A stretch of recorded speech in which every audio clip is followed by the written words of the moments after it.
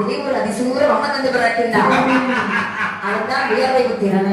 பகவானுடைய வியர்வையிலே உதித்த புத்திரன் வியர்வை புத்திரன். பிறந்த நல்ல இணைவேற புத்திரனானவன் அந்த பொன் நலனாடி வந்து மனிதன் என்று சொல்கின்றார். ஈசனுடைய திருப்பாத விந்த கவலத்தை அடிமுடிந்து என்னம்மா கூறுகின்றார்? ஐயா பகவானே, என்னை பிறவி செய்ததிலே காரணமே சுவாமி. தோற்றத்தை பாருங்கள், 10 தலை, 20 கைகள், 20 கரங்கள், 2 கால்கள், வார வாழோடு கேடையும் கத்தி போன்ற கொடியூர் ஆயுதங்களோடு வந்து தோன்றினார். ஆமா, வியர்வை புத்திரன். பகவானே, என்னை பிறவி செய்ததிலே காரணமே சுவாமி. எப்ப உன்னை பிறவி செய்த காரணம் தெரியுமா? என்ன?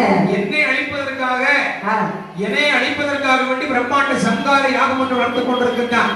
யாரு? தஞ்சாவூர் கோட்டையில கொண்டு குவிந்து காட்டிலும் எப்படி பெரியவர்களையோ இறைவனை வணங்கக்கூடிய நேரம் உங்கள் அப்ப முதல் இடம் யாருக்கு? மோதிரங்கள். இந்த மோதிரங்கள் உங்களுடைய